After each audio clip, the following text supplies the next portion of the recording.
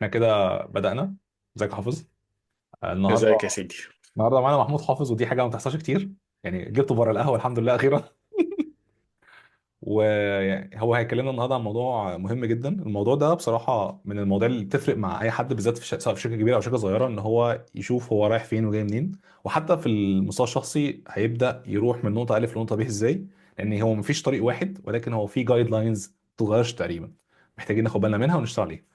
فممكن بقى محمود تعرف نفسك للناس اللي ما عرفكش، وكمان تقول لنا بقى هتكلمنا عن ايه النهارده، عشان النقطة دي يعني مهمة جدا. ماشي، انا اسمي محمود حافظ. انا شغال سولوشن اركتكت بقالي كام سنه كده. آه الباك جراوند بتاعتي بايوميديكال انجينيرنج. آه بس انا قديم شويه، دفعه 2007 يعني. بقالي في الشغلانه دي فتره من الزمن. بترد آه السوفت وير على البارد بالك قد ايه؟ آه والله نسيت، بطلت اعد يعني. انا من بعد ال 15 بطلت اعد. اوكي. بكتب 15 بلس وخلاص. اوكي. آه بس وحاليا بشتغل يعني delivery solution architect. يعني هي حاجة بين بريدج جاب بين السيلز والدليفري في الرول بتاعي يعني. ف بتعرض يعني للمواقف الكتيرة بتاعت مشاكل الدليفري مع مشاكل السيلز، فواخد السايكل كلها من الأول للآخر. فهو ده اللي أنا بعمله يعني حاليا. ده عظيم قوي. طيب موضوع النهارده بقى، الموضوع ده بصراحة كان ترشيح محمود. هو اللي قال لنا عليه، قال لي عليه، وبصراحة كان هو موضوع مهم جدا، لان كان في ناس كتير بتسألني انا شخصيا عليه، وبتسأله هو كتير عليه. فقلنا نجمعه في فيديو، بحيث يبقى زي، مش ريفرنس، يبقى زي مثلا ارشادي كده شويه الناس تتحرك عليه. فالموضوع ده اه. هو ازاي تبيلد بيرسونال ديفلوبمنت بلان، او خطه تطوير شخصيه. انا هسيب بقى محمود هو اللي م- يتكلم، هو عنده باع طويل في الموضوع ده. الراجل كان انترفيور وبيعمل انترفيوهات، وهو اللي بينترفيو الناس، مش هو اللي بيعمل انترفيو. هو اللي بيرفض الناس. وكمان مش بصراحه قوي يعني. هو فادني انا شخصيا على المستوى الشخصي كتير جدا، وفاد ناس كتير. فانا هسيبه بقى، اديله المايك وانطلق. انا بس هبقى بمودريت الكلام والنقط بس، مش اكتر. انطلق يا استاذ حافظ. طيب. انا بيجي لي السؤال بتاع انا بشتغل في مكان، او انا لسه خريج جديد وبدور على شغل.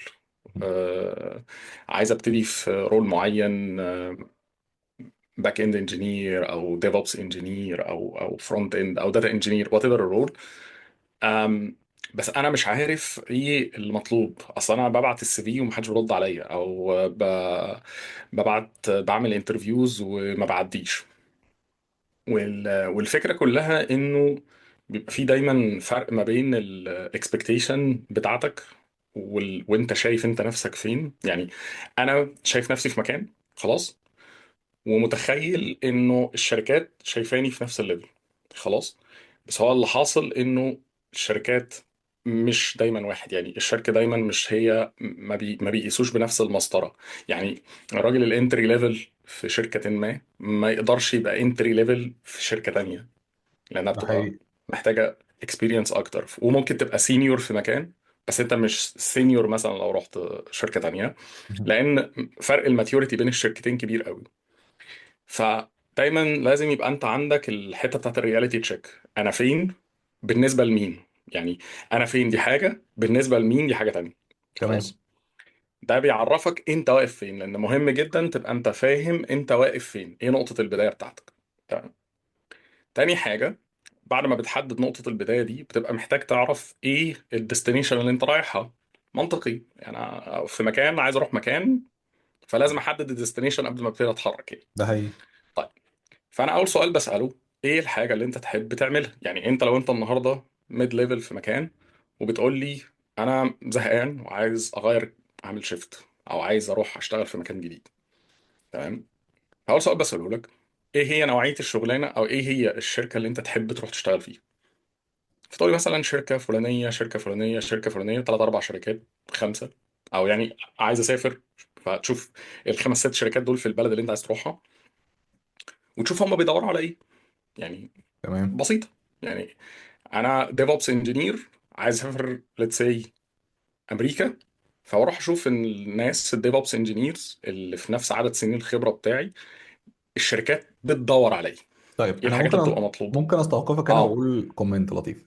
ساعات كتير مم. قوي الجوب ديسكريبشن بيبقى يعني معموله انفليشن، او مكتوب بطريقه جينيريك، او هو تمبلت. اتحرك ازاي؟ يعني انا مثلا ببقى عارف ان انا اعرف 60% من الحاجات دي، بس في حاجه في 40% ما اعرفهاش. ده غير بقى حاجات النايس تو هاف والماست هاف والحاجات الحبشتكنات دي. وبعدين يقوم كاتب لك رزالك 8 9 حاجات، وفي الاخر بتخش تلاقي شغلانه هم واحده بس منهم، والباقي ده كله كان يعني عشان بس ان بقيه الشركات ما تاكلش وشنا. فازاي بنقدر نافيجيت حاجه زي كده؟ لان السؤال ده مثلا اتسال انا شخصيا كتير. بص، الموضوع بسيط. لو انا ليتس سي ناخد المثال بتاع الديف اوبس انجينير عشان والله حاضر في دماغي يعني. مهم. لو انا مثلا، ايه هي في حاجه اسمها ايه الفاندمنتالز او الفاندمنتال نولج، اللي هي الحاجات البيزكس اللي لازم مهم. هتحتاجها في اي شغل، في اي مكان خلاص. هي الفاندمنتالز بتاعت السوفت وير انجينيرنج. لازم تبقى عارف نتوركينج، ستورج، لازم تبقى عارف اوبريتنج سيستم، ايزوليشن، كونتينرايزيشن، كل الكلام ده خلاص. فالبيزكس انا مغطيها، درستها تمام، تشيك، اوكي، حلو. جميل. الحاجه التانيه، انا راجل بتاع ديف اوبس عاده، هيبقى شغلي فيه اوتوميشن. طيب ايه الاوتوميشن تولز اللي موجوده في السوق؟ ايه اكتر حاجه مطلوبه؟ تمام. فابتدي افهم يعني ايه اوتوميشن. يعني لازم ابقى فاهم يعني ايه اوتوميشن وايه الهدف منه، مش باوتوميت مهم. عمال على بطال يعني. وفي نفس الوقت اشوف التول الاكتر المطلوبه اكتر حاجه. تمام. تمام. انا لما كنت بعمل الاكسرسايز ده لنفسي، كان مثلا تيرافورم كان هو الديفاكتو، الناس كلها بتتعلم تيرافورم ولا خلاص. زال والله حتى الان يعني لسه. ولا زال هو اه ولا زال. بنسبه يعني، هو بنسبه هو سيلف اكستنت 90% اه. اصلا هو يعني. حتى اللي بيروح يشتغل بتول بتاعت كلاود بروفايدر معين بيرجع تاني للتيرافورم. قصه كده بس يعني، ده حديث اخر. بس هنفترض ان هو تيرافورم خلاص، يبقى دي تول انا محتاج ايه تبقى في الارسنال بتاعتي، تبقى في الترسانه بتاعتي.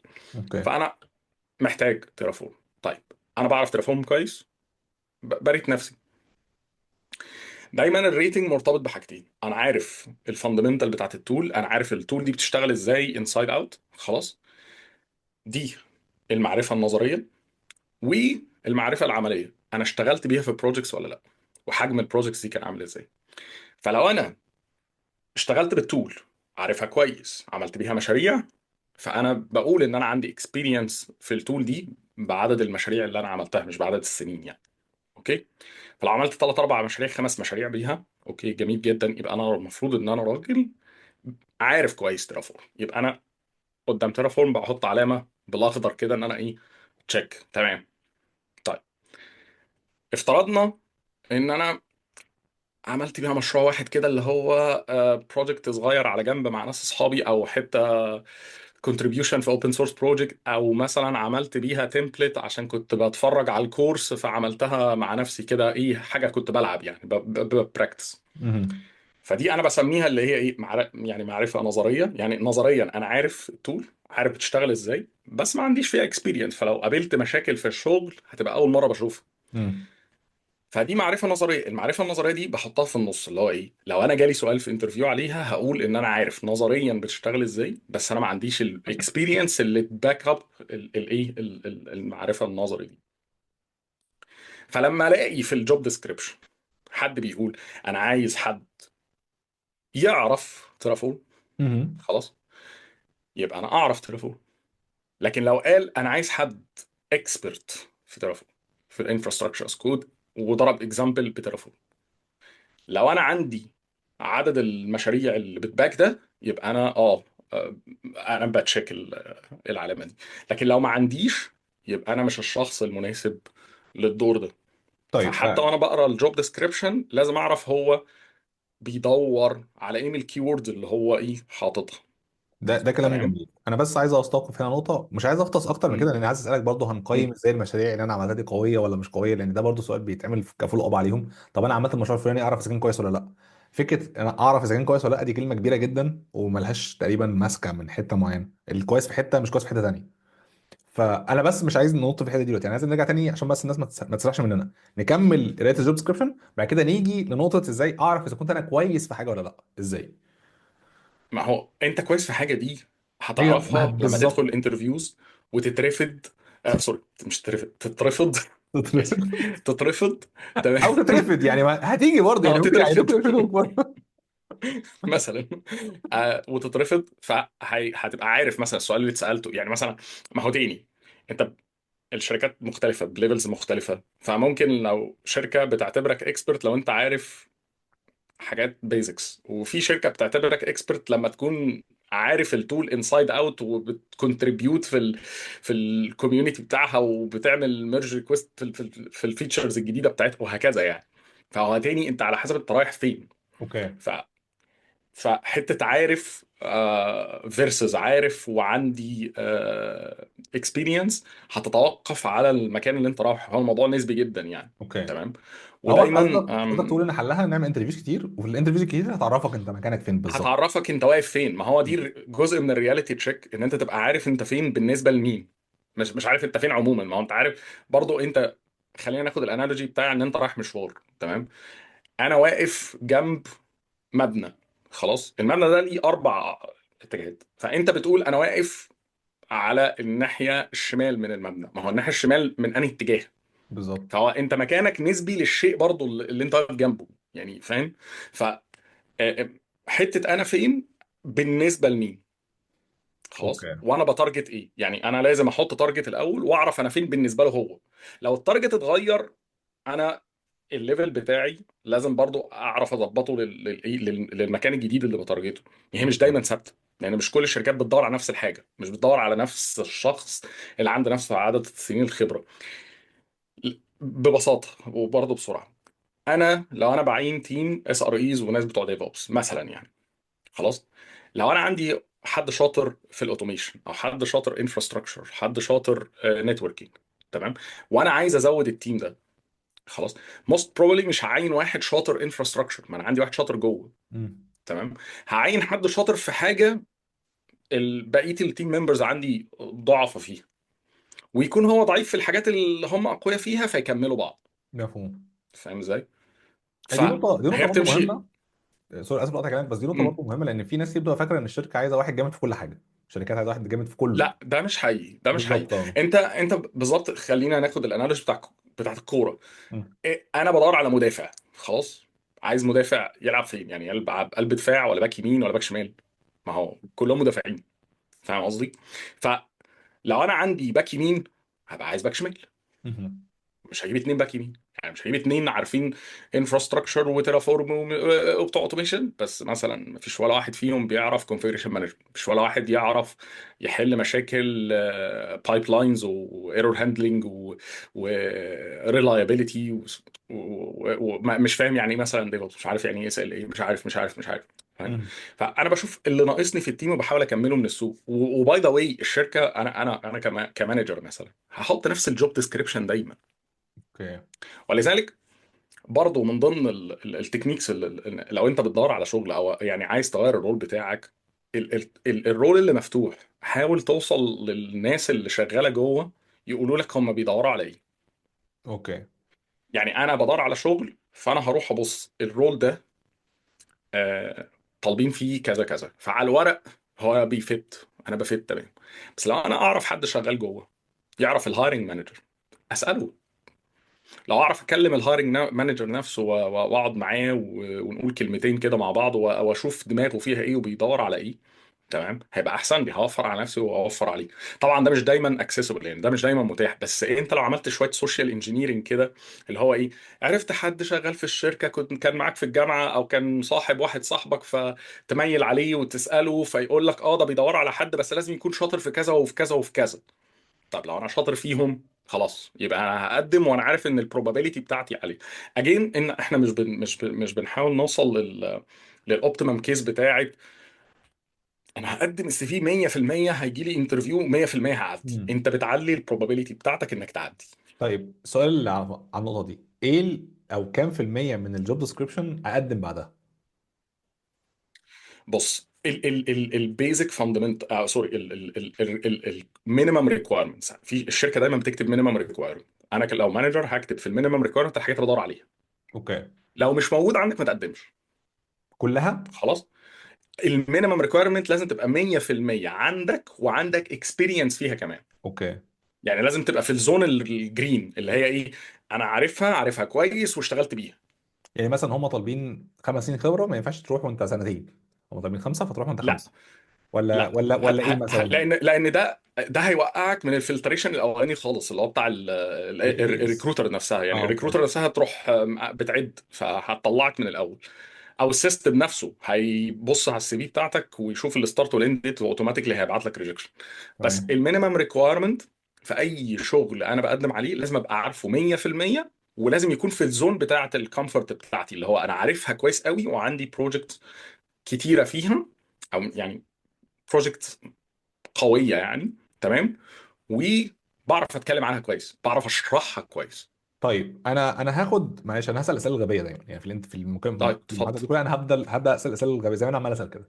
فدلوقتي انا واحد مثلا، يعني نديها بمثال حلو، انا واحد ديف اوبس عندي 3 سنين خبره وشاطر قوي، ولقيت شغلانه طالبه 5 سنين خبره، والحاجات اللي هم قايلينها كلها انا بفهم فيها كويس بنسبه 90%. يعني المينيمم ريكويرمنتس عباره عن 5 نقط، او انا بعرف 4 ونص، يعني النقطه الاخيره دي قريت عنها، مش شاطر فيها بس قريت عنها، يعني عندي فكره عامه الدنيا مم. ماشيه ازاي. وفي حاجات اكسترا اعرف، طالبين 5 نقط اكسترا، انا عارف منهم 2 من الخمسه. وانا شايف ان انا ممكن افيد في التيم ده، انا شاطر وبذاكر بسرعه وشاطر، اقدم ولا ما اقدمش؟ ده سؤال انت فالid جدا وبيتسال. بص بص قدم. يعني اوكي. يعني at the end of the day في شخص، يعني الموضوع personalized جدا يعني. مم. آم، قدم. وممكن انا وقت الانترفيو باسس، يعني انا وقت الانترفيو مثلا لو قعدت معاك وشايف ان هي جاب ينفع تتقفل في خلال شهر اتنين تلاته، ماشي، ما انا هسيبك تعدي. ما اوكي. هو ما فيش حد باي ذا واي، يعني ما فيش بيرفكت كانديد اه. يعني. اي شركه وهي بتعين هي عارفه كويس ان هي مش بتعين سوبر هيرو، هي بتعين شخص عنده نقط قوه ونقط ضعف. نقط القوة في الحتت اللي ناقصاني، اوكي. نقط الضعف في حاجات حد تاني يقدر يغطيها، وحاجات يقدر الشخص ده يتغلب عليها وعنده ايفيدنس، يعني عنده دليل ان هو اشتغل عليها، اشتغل على حاجات شبهها زمان وقدر يتغلب عليها وبقى قوي فيها. فخلاص انا هنا ما عنديش مشكلة، انا هنا الريسك ان انا اعين الشخص ده بيقل او قليل. اوكي. لكن امتى الريسك بيعلى؟ لما يكون الشخص ما يعرفش يتعلم، خلاص، او يكون الشخص مش اوير هو واقف فين. فهمتك. يعني يجي لك حد يقول لك انا جامد جدا، انا قلب الاسد، انا ارميني في البحر وانا متكتف هطلع في بقي سمكه. فتكتشف في الاخر ان هو بعد سؤالين ثلاثه ان هو مش واقف، هو مش واقف على رجليه اصلا. فاهم قصدي؟ ده مثلا بيبقى كارثه، يعني ده شخص مش اوير، هو مش مدرك هو واقف فين. فده متعب جدا جدا جدا في الشغل، ما اقدرش اخده، ريسك كبير. مم. فاهم قصدي؟ فالانترفيو بروسيس از ريسك اسسمنت. يعني لازم تركز في الانترفيو. يعني بص، هي علاقه انسانيه يعني، محادثه لمده ساعه بين شخصين زي انا وانت دلوقتي قاعدين بنتكلم. مم. انت بتحاول توصل للشخص اللي بيعينك انه الريسك انه يعينك يقل يقل يقل. انت بتحاول تطمنه. تمام. وده ممكن يسري في الانترفيوز وفي العلاقات وفي الجواز وفي كل حاجه. تمام. اوكي. عشان الشباب اللي عايزين يتجوزوا يعني. هي تمام. بنفس الطريقه، انت محتاج تطمن الشخص اللي معاك، وانت تمام. محتاج تطمن مديرك انه لما هيعينك مش هيتعب. مم. فاهمني؟ هو يعني هتيجي تشيل عنه، مش هتيجي تزود مشاكله يعني. فالريسك اسسمنت ده ببساطه شديده انت بتحاول تقول له ان الريسك بتاعك اقل من غيرك. منطقي جدا. والموضوع نسبي برضه دايما يعني. منطقي جدا. طيب ده كلام جميل، خلينا نخش على النقطة اللي بعدها. وال ازاي دلوقتي انا واحد خلاص، يعني عرفت ان في جوب ديسكريبشن، وعرفت امتى اقدم وامتى اظبط الدنيا وفرضا ان السي في بتاعي كويس، وفرضا ان الدنيا تمام، انا دلوقتي بعد ما اشتغلت في الشركة، يعني أنا خلاص بقى واحد شغال، واحد زي حالاتي كده شغال في شركة بقى لي فترة وبتاع والدنيا تمام، عايز اعمل حاجتين: عايز اترقى، وكمان عايز النولج بتاعتي عموما تكبر ان جنرال، يعني السكيلز بتاعتي اون اوت اوف ورك تبقى كويسه، وان ورك تبقى كويسه عشان اترقى. خلينا نبدا بالان ورك، اترقى ازاي؟ طيب بص، خليني اعمل شير معاك لحاجه اكسرسايز كده يا لطيف نعمله ريت. بسرعه مع بعض. اوكي. طيب انا دلوقتي عامل اكسل شيت فاضيه اهي، عايز املى 3 او 4 فيلد نملاهم سوا بسرعه. فانا ماشي. ليتس سي مثلا انه انا دخلت في شركه از ان انجينير، سوفت وير انجينير، ايا كان الليفل. مهم. خلاص. ففي مهاره ما. خلاص. فانت بتقول لي انا عايز اترقى. مثلا. لو انت شغال في شركه والشركه دي عندها بروموشن سايكل بروسيس، يعني بتبقى عاده كاتبه حاجه اسمها ليفلنج جايد. صح. الليفلنج جايد ده بيقول ايه؟ ان السكيل اللي اسمها اكس، خلاص، الشخص الفلاني احمد مثلا حاليا على مستوى واي، خلاص، المفروض يكون في مستوى زد. حلو كده. ماشي. جميل. طيب انا تاني، انت دايما بتبتدي دايما من النهايه. فانا مهم. دلوقتي لو انا في الليفل ده عايز اطلع للليفل ده، بروح اجيب كل السكيلز اللي المفروض تكون في الليفل النكست ليفل يعني. تمام. واروح احطها في كل، واروح احطها هنا، يعني املى بيها الجزء ده. تمام. خلاص. وبعدين اجي قدام بقى كل واحده. طيب انا مثلا عايز ابقى سينيور، فانا لازم يبقى عندي، سوري، فانا لازم يبقى عندي بقى presentation skill outstanding مثلا. فليتس سي انا الكرنت ليفل بتاعي دلوقتي اوكيش، يعني على قدي. مهم. بعمل برزنتيشن في حدود 3 4 بني ادمين لو قاعدين كده في التيم على الضيق طب ايه الديزايرد ليفل؟ الديزايرد ليفل ان انا لو راجل سينيور انا اعمل برزنتيشن على مستوى الشركه، يعني يبقى عندي 20 بلس واحد مثلا قاعدين بيسمعوني مهم. من مختلف المستويات، منهم ناس تكنيكال وناس مش تكنيكال. طيب يبقى انا عندي هنا جاب، يعني دي هعلم عليها مثلا ايه بالاحمر. صح. خلاص. طيب ايه بقى البلان بتاعتي ان انا اعمل ده؟ البلان، خلاص. فالبلان بتاعتي ان انا ما هقول مثلا، هقول انه الاول انا ايه مشاكلي او ايه النواقص اللي عندي في حته البرزنتيشن سكيلز. ايه اللي ناقصني؟ هل ما بعرفش مهم. اتكلم؟ هل بخاف؟ هل بتوتر؟ هل بحطها كلها بكتبها، واشوف ازاي اقدر اتغلب عليها واحده واحده بالترتيب. تمام. فاعمل بلان بيزد على المشاكل اللي انا ايه شفت لها، يعني شفتها في عندي. وفي نفس الوقت اخد فيدباك من مديري او من الناس اللي هم على النكست ليفل اوريدي. يا جماعه تمام. انا البرزنتيشن سكيلز بتاعتي اخبارها ايه؟ كويسه، وحشه، ناقصه، بتاع. فيدوك فيدباك فتشتغل عليه. طول ما انت ماشي تمام بتكتب الجاب، بتكتب حلتها في التاريخ الفلاني، وتكتب الايفيدنس. يعني النهارده عملت برزنتيشن ل 8 بدل 5، فتكتب في اليوم الفلاني عملت برزنتيشن ل 8، وتبعت فيدباك فورم للناس اللي حضرت البرزنتيشن يدوك فيدباك. فتيجي انت بعد كده مثلا بعد ما تكرر السايكل دي لمده مثلا ليتس سي سنه ولا حاجه، تلاقي نفسك ان انت بدات ايه مستواك بيعلى في البرزنتيشن، بدات تبقى مرتاح اكتر، عندك كوليكشن اوف ايفيدنس. لما تيجي ساعه ما تيجي تكتب البروموشن دوكيمنت بتاعتك، فتقدر تقول ايه ده انا عملت يعني انا كان عندي جاب، بس انا عملت برزنتيشن واحد واثنين وثلاثه واربعه والفيدباك جت كذا، واخر برزنتيشن عملتها كانت 70 بلس بني ادم بقى وقعدوا تكيفوا جدا وقالوا احمد ده جامد جدا. فانت عارف ان انت هنا خلاص انت you achieved and exceeded your goal. فتعلم بقى عليها بالاخضر تقول الكرنت ستيتس مثلا هنا، خلاص، وتحط هنا الليست اوف ايفيدنس بس. ماشي. على الله، بس ما ملهاش سبيلنج كالعاده يعني. ماشي. فتبقى معاك. طيب فرضنا طيب مثلا. معلش معلش قبل ما ننط، اه قول لي. انا عايز اسال مم. سؤال بقى هنا بقى مهم جدا جدا. لو انا واحد مم. اول مره اعمل ده، انا مش هعرف اعمل، يعني اول حاجه مش هعرف اعمل اسسمنت كويس. تاني حاجه مش هعرف حلو. اعمل بلان كويسه. فمين هنا المفروض يساعدني؟ طيب اول حاجه المساعد ربنا. ده تاني كده حاجه كده يعني. تشوف حد. تاني حاجه تشوف حد اكبر منك بسنه او باتنين او سينيور في المكان وتقعد معاه. قول له مثلا، يعني خلينا مثال تاني غير البرزنتيشن سكيل. ليتس سي مثلا ان انا عندي ما اعرفش. طب انا هسالك سؤال بطريقه تانيه عشان ده سؤال سلبي، اه. هل اه. عادي اروح لناس اسالهم يساعدوني في الشغل؟ اه طبعا. تمام. طبعا. وهل انت عادي اروح لمديري اقول له ساعدني؟ اه طبعا هو مديرك اوكي. شغلته انه يساعدك. اوكي، عشان في ناس بتبقى فاكره ان مديرك شغلته ان هو يعني يوبزرفك بس، لكن هو دوره ان هو يساعدك كمان. لا لا لا لا لا لا. اه. ده بص، المدير شغلته حاجتين: البيزنس كونتينيوتي، يعني مينتين البيزنس كونتينيوتي عشان احنا بنشتغل عشان الفلوس. تمام. الشغلانه التانيه انه يجرو الناس اللي معاه، يعني يكبر الناس اللي معاه. تمام. مم. ليه؟ الناس اللي معاه دي هي اللي ضامنه البيزنس كونتينيوتي صح. ببساطه شديده. يعني هو شخصيا لو قعد عمل الشغل مش هيعمله، يعني مش هيقدر. اوكي.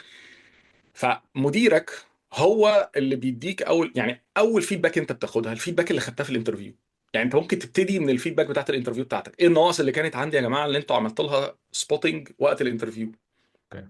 عشان اشتغل عليها في اول كام شهر. فاهمني؟ يعني في ناس بتقول لي مظبوط. انا هدخل الشركه اعمل ايه. انا بقول لك اول كام يوم كده اقعد اتبسط كده واعرف الدنيا بتمشي ازاي والسيستم بيفتح ازاي ومش عارف إيه الكلام ده كله. بس في اول ميتنج مع مديرك اقعد معاه اقول له انا مبسوط ان انا جيت معاكم الى اخره. ممكن تقول لي ايه الحاجات اللي كانت ناقصه اللي انت شفتها عندي بحيث ان احنا نتكلم فيه، اوكي. او يعني ابتدي اشتغل عليها اول ما ادخل. تمام. فساعتها هو هيقول لك اه دي عندك الحته دي ناقصه وفلان شاطر فيه فروح اتعلمها منه. صح. فتروح تتعرف على فلان وتقعد معاه وتقول له والله بص انا عندي لو ايه اذاكر منين. يعني يقول لك مثلا انت ضعيف في الداتا ستراكشر فتروح للشخص الشاطر في الداتا ستراكشر فيقول لك والله ايه انا خدت الكورس الفلاني. فتحط الكورس الفلاني في البلان بتاعتك. تمام. تشيك. خدت الكورس تمام بقيت كويس. تمام. يقول لك مثلا عندك مشكله ما بتعرفش تكتب كويريز كويس. سيكوال كويريز بتاعتك تعبان. طب مين يا جماعه شاطر سيكوال؟ لا مفيش حد شاطر سيكوال خالص في الشركه. تمام. ادخل يا معلم على تشات جي بي تي ولا خش على اي حاجه من الحاجات اللي بتعمل عليها سيرش. مثلا بحب بربلكستي قوي. اقول له مثلا انا عايز اتعلم سيكوال. ايه التريننجز اللي ممكن ترشحها لي؟ الحاجات الفري الاول والحاجات البيد. وتمشي ايدك في الحاجات الفري لقيت الدنيا مشيت وتمام زي الفل خلاص كمل. لقيت ان انت محتاج فلوس اهي حلو قوي. اي شركه بتديك بادجت تعمل لك تريننج اديك عرفت البادجت هتصرفها فين. كويس قوي. فاهمني؟ هل بقى في كل انت حركه من دايما دول؟ محتاج، بس محتاج الرياليتي تشيك بتاعك. يعني انت محتاج الكرنت ليفل بتاعك ده هو اللي دايما تكيبه اب تو ديت عشان تعرف انت فين وانت عايز تروح فين. ده الديزاير. طيب، انا بقى دول عندي سؤال تاني هيفضلوا بالمناسبه. دايما يتغيروا. عندي سؤال. قول لي. دي جيرني طويله، في النص تشيك بوينتس المفروض اعملها مع مديري. امتى اسس ان في تشيك بوينت معينه ابدا اتكلم معاه فيها، اقول له بص شوف في بروجرس من نقطه اكس لنقطه واي اهو، عشان اعرفك ان انا شغال وبكمل والدنيا تمام. مش ان انا برضو انا شخصيا كاحمد انا ضد مدرسه الغيبه الطويله، اللي هو انا هروح اقعد كده 6 شهور وارجع له جامد. لا يعني انا مش بحب المدرسه دي. ومش عارف انت رايك ايه في الموضوع ده. هو انا مش بحب ده دايما ان المطلوب في دايما خالص. انا بحب دايما في دايما ايه ريجولار تشيك بوينتس كده، ان يبقى في عارف ان في بروجرس احمد زي ما هو بيشتغل زي ما هو بيطور نفسه برضو. فامتى وازاي؟ يعني بص مبدئيا انا لو يعني الشيت دي لو انا عاملها بروموشن مهم. فيرست اوف اول يعني دي هتبقى شيرد مع مديري طول اصلا الوقت. من الاول يعني. من تمام. الاول. اوكي. يعني لو دي بتتعمل عشان بروموشن مديري شايفها طول الوقت وشايف كل ايفيدنس انا بحطه فيها وكل تعديل بحطه فيها هو شايفه. اوكي. تمام. وفي ال 101 بقول له انا عملت كذا وعملت كذا. خلاص. انا اون تراك ولا مش اون تراك؟ يعني تساله هل انا كده ماشي في الاتجاه الصح ولا في حاجه تانية ممكن اعملها. طب هل هي الحاجات اللي انا حاططها دي هي فعلا البريوريتيز بتاعتي مظبوطه اللي هي تالاين مع البريوريتيز بتاعت التيم والبريوريتي بتاعته هو.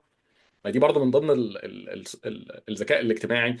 انه لو انت عايز تترقى خلاص حاول تخلي جزء من البريوريتيز بتاعتك هي البريوريتيز بتاعت التيم. صح جدا. صح ليه؟ جدا. عشان تبقى بالنسبه لمديرك انت اللي بتحاول تشد التيم لقدام.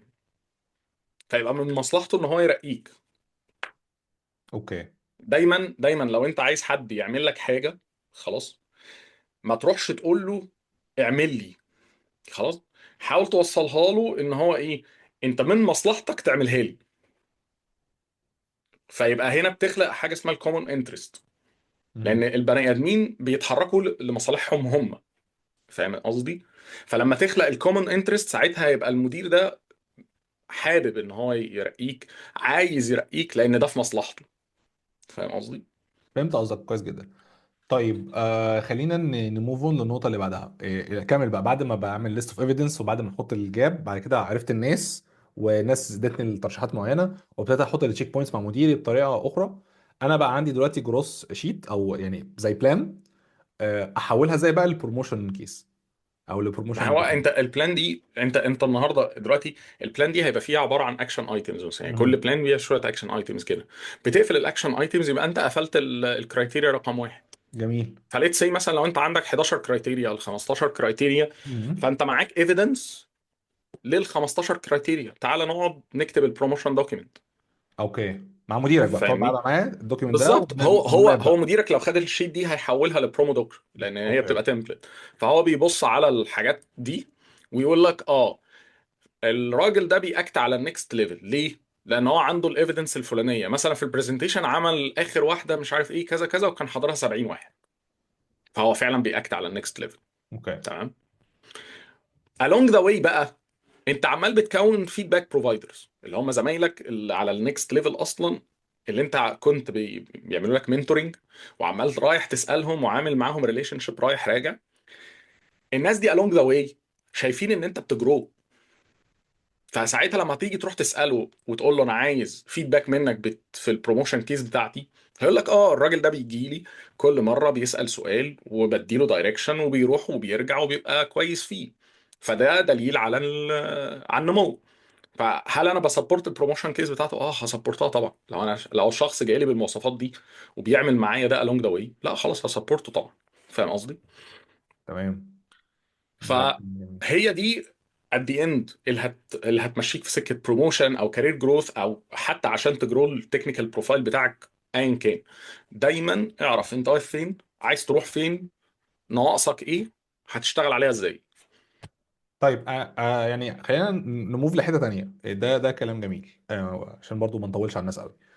لو انا عايز اعمل نفس البلان دي بالظبط بس بيرسونالي، يعني حاجه في عجاله كده، يعني انا عندي شويه سكيل جاب معينه، شويه تكنولوجيا سكيل جاب او حاجات معينه بره الشغل وعايز انميها لوحدي. يعني مثلا عايز انقل الشركه وواضح ان الماركت فيه سكيل جديده او اتنين جداد محتاجه انميهم، وبرضه عايز اتراك، يعني مش عايز ابقى ماشي كده لله وللوطن، يعني عايز ابقى عارف انا ماشي فين فعملت الاسسمنت، عرفت السكيلز وعرفت الكرنت ليفل وديزايرد ليفل وعملت البلان.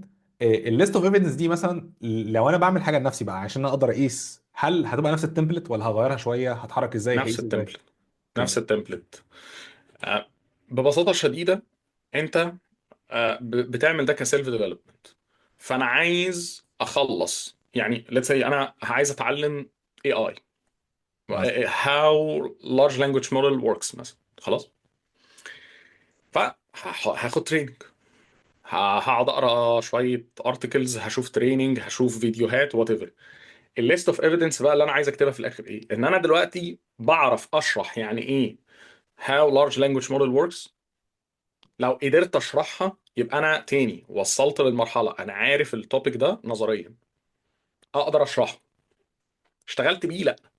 طيب هل انا بقى عايز يبقى عندي اكسبيرينس فيه عشان خاطر بعمل كارير شيفت مثلا في الاتجاه ده؟ يبقى انا محتاج اعمل بروجكت او اتنين. طيب لو انا ما عنديش بقى البروجكت او الاتنين دول اعمل ايه؟ ده بيحل من الاثنين. يا اما اشوف انيشيتيف جوه الشركه او اشوف تيم شغال فيه جوه الشركه واروح اميل عليهم، يا جماعه انا عايز اسند معاكم في اي حاجه، خدوني معاكم كده ايه العب معاكم. خلاص.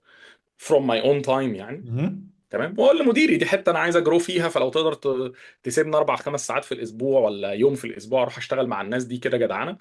تمام. هتبقى لطيفه، هتبقى لطيفه يعني. او ان انا اروح اشوف اوبن سورس كوميونتي بقى شغالين على بروجكت واخش احشر نفسي فيهم في ماي اون تايم. تمام. فيبقى ايه، خدت اللي هو ايه، خدت شويه خبرات عمليه تسند النظري اللي انا عرفته. فلو انا بعمل كارير شيفت اروح اقول ايه، اه والله بص انا بشتغل كذا كذا كذا واتعلمت الحته دي، قريت عنها وخدت فيها كورس وبتاع، عملت فيها بروجكت صغير كده وبتاع مش عارف ايه، بس عظيم مش جدا. اكتر من كده. يعني انا مش عارف اقول لك ايه والله حافظ، يعني كلام جميل انا بجد. هو حلو فكره الشيت دي بصراحه، انا شخصيا ممكن ادوت حاجه زي كده عشان انا بشتغل في جوجل دوك مش في شيت، فالدنيا بتبقى مش منظمه اكتر، فده شيء كويس. طيب قبل ما نقفل عندي سؤال اخير بساله لكل الناس، انت عندك اي نصايح عامه الناس تبدا تادوبتها، بالذات لو حد عنده خبره قليله ولا حد عنده خبره كبيره وبيشتغل في الحتتين دول؟ نصيحه لحد خبرته قليله ونصيحه لحد خبرته كبيره، نصيحه عامه جدا. رتب اولوياتك. يعني هو الاولويات هي يعني لو انا لو حد جاي لي في، هو لسه شاب صغير قوي وجاي لي بيقول لي اختار اول شغل ازاي، او المفروض ابقى بعمل ايه. انا دايما بقول له انت اولوياتك دلوقتي تلاقي اول شغلانه، تمسك بس شغلانه مم. آم، بفلوس. مش شرط تكون احسن حاجه، از لونج از ان هي بتمنتين يعني حياه كويسه ليك. آم، بس اهم حاجه كولكت خبره، يعني تلم خبره على قد ما تقدر في اسرع. اوكي. الاولويات دي بقى مش دايما بتكمل بنفس الوزن. فلو شخص بقى كبير شويه هتبقى النصيحه مختلفه. مم. بس اعرف دايما اولوياتك، وخلي دايما عندك الرياليتي تشيك بتاعك. انت اولوياتك ايه دلوقتي؟ اولوياتك فلوس، ولا اولوياتك انك تتعلم حاجه جديده، او انك تكارير شيفت، او وات ايفر. بس اكتب الكلام ده، عشان ده هيفرق معاك في الدايركشن اللي انت رايحه.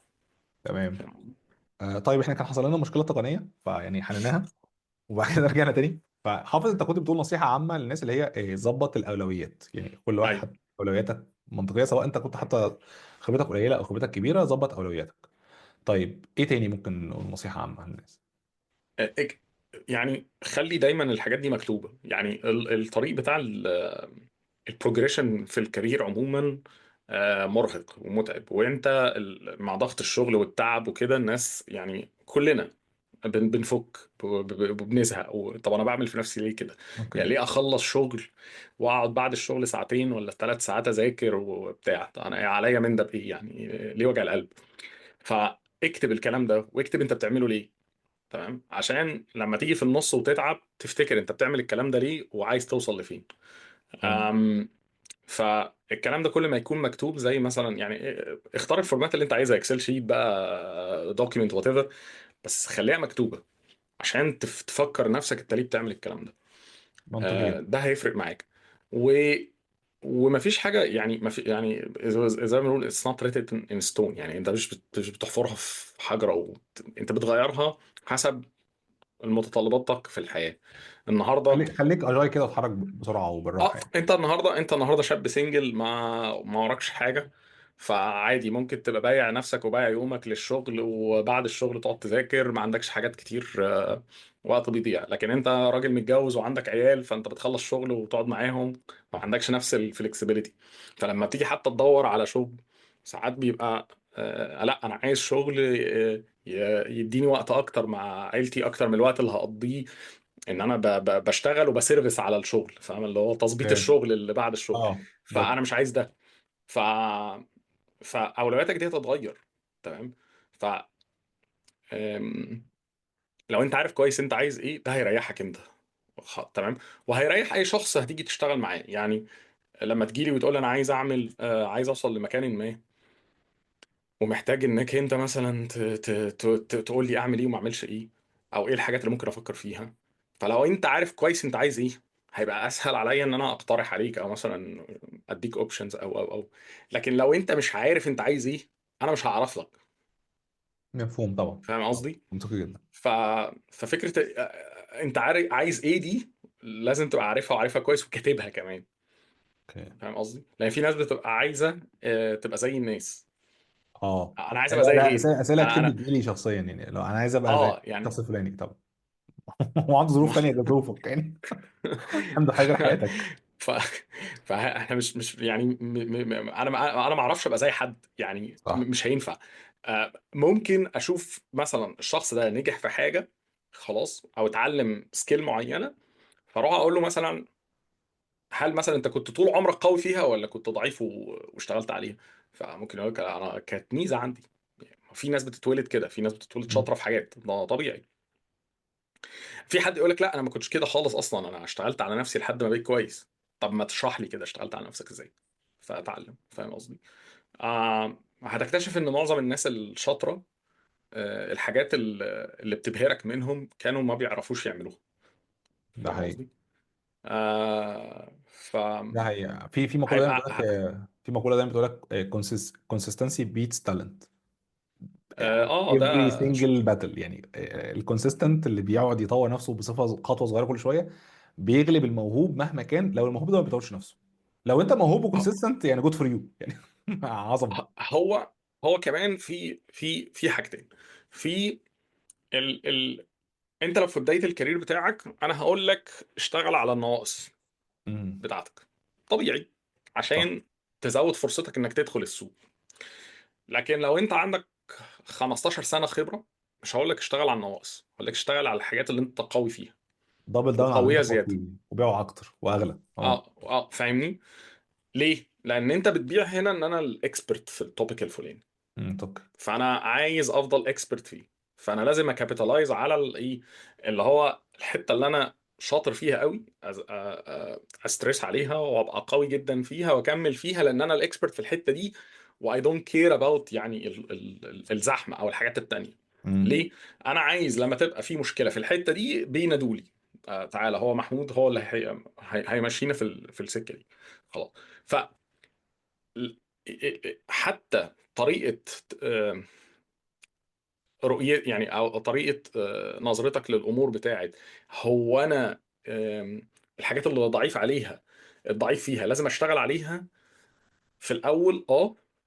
بعدين ممكن تتجاهلها از لونج از ان انت عارفها، يعني هو ايه، عارف اللي هو عندي معرفة نظرية بيها. خلاص. وطز مش عايز اعمل فيها مشاريع، ولا عايز يبقى عندي ايفيدنس، ولا عندي بتاع، مش مهتم. فاهم قصدي؟ ما هي مش الخبره برضو هتفرق معايا. بتجيب، يعني الخبره بتخليك تسال السؤال الصح فبتعرف تتحرك صح، يعني بتجمع معاك في الاخر يعني. بالظبط. بس هو تاني انت ما، يعني فكرة انه دايما هتفضل تشتغل على الجابز اللي عندك دي، في مرحلة ما هتقف، صح. هتعطل. فانت محتاج تبص للامور بشكل مختلف. انت ما بقتش الشخص اللي لسه بيبتدي الكارير ومش فاهم المفروض يتحرك ازاي. انت بعد فترة هتعمل الكلام ده in a natural way يعني. خلاص. بس لما بتكبر قوي بتبقى ما ينفعش تستخدم يعني اللي هو، بص هو ببساطة شديدة يعني مش عارف اقولها بالعربي بس، وات وات وات اللي وصلك للمكان اللي انت فيه مش شرط هو اللي ياخدك للمكان اللي بعده. صح. فاهم؟ أم... لو انت بتعدي بحر محتاج سفينة، واخد بالك؟ بس لو هتمشي بعد كده في صحراء، مش هتمشي بنفس السفينة يعني. محتاج اه. حاجة تانية. صح. ف... فعلى حسب الحاجة اللي قدامك، وعلى حسب انت فين وقدراتك عاملة ازاي، هي دي اللي بتحدد بس انت النقلة الجاية المفروض تمشي ازاي. فاهم قصدي؟ طيب، سؤال اخير نختم بيه، ويعني على يعني فولو اب على نفس التوبيك، وهو لو انا بقى حد خبرتي مثلا 8 سنين 9 سنين 7 في الحته دي، هقع في المعضله بتاعت ادبل داون على اللي عندي او كابيتالايز على اللي عندي، ولا العب على الناقص اللي عندي في الوضع ده؟ حسب حسب انت عايز اه. تروح فين. يعني لو انت عايز تبقى اكسبرت في تكنولوجي ما، هقول لك كابيتالايز على السترينث بتاعتك في التكنولوجي دي مثلا. اوكي. اوكي. او لو انت بتكابيتالايز على بزنس سكيلز عندك، بزنس اكيومن مثلا، شاطر في السيلز، شاطر في الماركتنج، شاطر في مش عارف ايه، كابيتالايز على ده وكمل فيه. لو انت عايز تكمل في الاتجاه ده. اوكي. تمام. لو انت عايز تكمل في سكة الجنراليست، مش جنراليست قوي برضو، بس يعني لو انت عايز تكمل في نفس الكارير باس، ان انت تبقى individual contributor وتفضل دايما في الديفلوبمنت سايكل وكده، هتفضل مكمل بنفس الطريقه. هتشوف ايه الجديد في التكنولوجي وتتعلمه، وتشوف ايه المطلوب واللي اتطلب عليه في السوق، وهكذا هتفضل دايما ماشي في السايكل دي. تمام. اوكي. فحسب برضو تاني، انت دايما بتعمل الرياليتي تشيك وتشوف واقف فين وعايز تروح فين دايما. كلام جميل جدا. يعني بصراحه كلام عظيم، يعني انا بشكرك جدا يا محمود، بجد شكرا على الكلام ده وعلى النصائح دي، نصائح من ذهب بصراحه. ربنا يخليك، ربنا يمكن يخليك. انا بايظد شويه في حافظ عشان هو صاحبي وبنقعد مع بعض كتير، والراجل م- يعني بصراحه ساعدني كتير في حاجات كتير، فانا النصائح اللي بيقولها يعني انا جربتها شخصيا وبتنفع يعني، بتشتغل يعني. ف... فبصراحه بشكرك، وبشكرك من ان انت اديتنا وقتك وسجلنا ربنا الفيديو ده، يخليك اتمنى الناس كلها حبيبي. تستفيد.